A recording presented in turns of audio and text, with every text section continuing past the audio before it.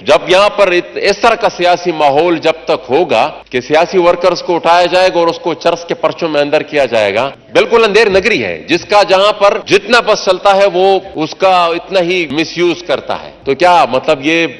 دنیا کوئی اتنا بے وقوف ہے دنیا میں کہ وہ آئے گا اور پھر اس ملک میں یہاں پر انویسٹمنٹ کرے گا؟ اور یہ پوری دنیا نے اب یہ بات کہنا شروع کر دی ہے، مطلب یہ IMF کی چیف اسٹیٹمنٹ میں واضح طور پر کہہ دیا اب ان کے بغیر ہم اپنا ملک بھی نہیں چلا سکتے۔ یہ جو موجودہ بجٹ ہم نے پیش کیا یہ بھی ہم ان کے بغیر نہیں چلا سکتے۔ اب انہوں نے باقاعدہ ڈکٹیشن بھی دینا شروع کر، تو پھر دنیا تو یہ بات کہی گیا، اور پھر آپ میں وہ کانفیڈنس بھی نہیں ہوگا کہ پھر آپ اپنے آپ کو ڈیفینڈ کر سکے دنیا کے کسی بھی فورم میں۔ مطلب اس کو کون جسٹیفائی کر سکتا ہے کہ ایک پولیٹیکل ورکر کو آپ اٹھائیں اور اس کے اوپر چرس کا پرچہ؟ مطلب قانون اور کو میں ہمیشہ سے کہتے آ رہا ہوں کہ ویپنائز کیا گیا ہے۔ قانون کو جس مقصد کے لیے بنتا ہے اس مقصد کے لیے نہیں استعمال کیا جاتا۔ قانون کو آوازوں کو دبانے کے لیے استعمال کیا جاتا ہے، اور بدقسمتی سے یہ اب بھی ہو رہا ہے۔ تو میں گزارش کروں گا، اب یہ بھی پتہ نہیں چل رہا ہے کہ ادروائز بھی ہم نے یہ اگزامپل دیکھی، اس کی روک تھام اگر کسی بھی سٹیج پر نہیں کی گئی۔ دیکھیں نا، چارٹر آف ڈیموکریسی ایک ایسا سٹیج آیا تھا ہماری ملک کی سیاسی تاریخ میں جب ان چیزوں کو روکا گیا، اور اس کے بعد حکومتیں بدلی، لیکن اس لیول کی پولیٹیکل وکٹمائزیشن پھر کبھی نہیں ہوئی۔ اب ہم یہ سمجھ رہے ہیں کہ یہ جو ہائیبریڈ ریجیم جس طریقے سے انسٹال کی گئی تھی اور اس کی تسلسل میں ابھی تک یہ جو کچھ ہو رہا ہے اس کو روکنا ہوگا۔ اگر نہیں روکا تو پھر وہ ایک ہی سرکل میں یہ سارا سلسلہ چلتا رہے گا، کوئی بھی بچے گا نہیں۔ دیکھیں نا، مجھے ابھی بھی یاد ہے کہ نومبر 2021 میں وہاں پر میں نے تقریر کی تھی، اور وہ اس وقت یہاں پر PTI والے بیٹھے تھے، اور اس وجہ سے میری تقریر کی، وہ کوئی ایک بل لا رہے تھے جس میں انہوں نے کہا تھا کہ بھئی جو کوئی فوج کے خلاف بولے گا اس کے خلاف اتنے ان کو سزا ہوگی۔ اب وہاں پر جب ہم نے وہاں پہ اعتراض کیا، یہاں سے PTI والے بڑے بڑھا رہے تھے کہ بھئی یہ وہ کر رہا ہے اور وہ کر رہا ہے۔ تو اس وقت ہی میں نے ان کو کہہ دیا تھا کہ یہ ٹائم بڑا کم ہے، یہ کل آپ ہی کو کاٹیں گا۔ اب وہ پھر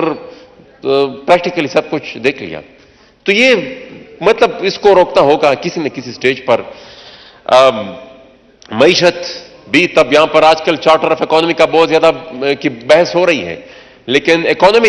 مطلب کس طرح اس پر آپ ڈیبیٹ کر سکتے ہیں، کس طرح اس میں آپ بہتری لا سکتے ہیں جب آپ کی سیاسی صورتحال یہ ہو، جب ملک میں قانون اور آئین نام کی کوئی چیز ہی نہ ہو، تو سیاسی صورتحال کو جب وہ سٹیبل نہ ہو تو پھر معیشت تو سوال ہی پیدا نہیں ہوتا کہ یہاں پر انویسٹمنٹ آئے اور آپ کی گروتھ ریٹ بڑھے اور آپ کی فورن ایکسچینج ریزرو وہ بڑھے۔ تو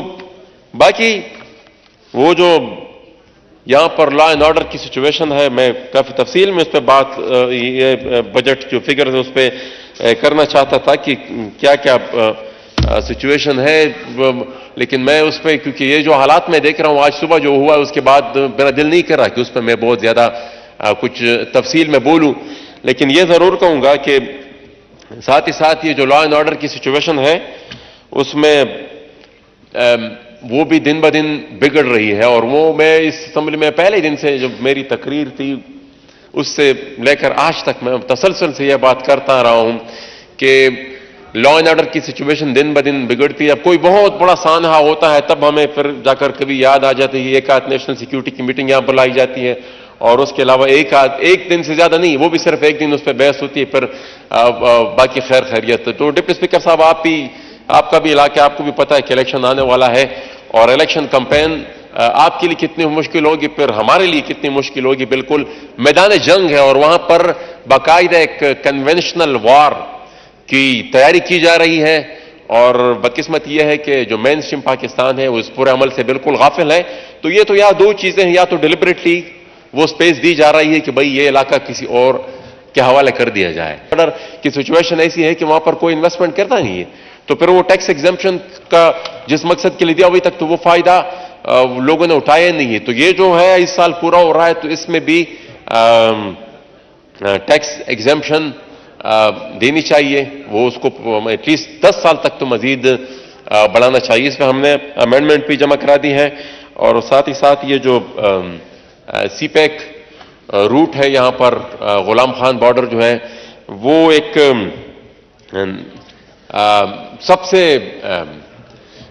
جو شارٹیسٹ روٹ ہے ہمارے پورٹ سے سینٹرل ایشیا تک، تو وہ ہم مشکور ہیں کہ اس دفعہ اس کی فیزیبلٹی اسٹڈی کے لیے تو کچھ رقم مختص کر دی گئی ہے، لیکن امید ہے کہ آنے والے دنوں میں وہ اس کو باقاعدہ سی پیک کا حصہ بنایا جائے گا اور اس کو عملی جامہ پہنایا جائے گا۔ تو میں جناب اسپیکر اجازت چاہوں گا، میں کافی کچھ اپنے ساتھ آج لکھ کر لایا تھا بجٹ کی اس پر بحث کرنے کے لیے، لیکن آج صبح جو واقعہ ہوا جس طریقے سے علمزیب مسعود کو اٹھایا گیا اور اس پر بڑی بے شرمی سے چرس کا پرچہ کاٹا گیا، تو یہ کہ انتہائی شرمناک ہے۔ اس کے بعد میرا دل نہیں کر رہا تھا کہ میں اس پر بجٹ پر بہت زیادہ پر بحث کروں۔ Thank you very much. شکریہ جی۔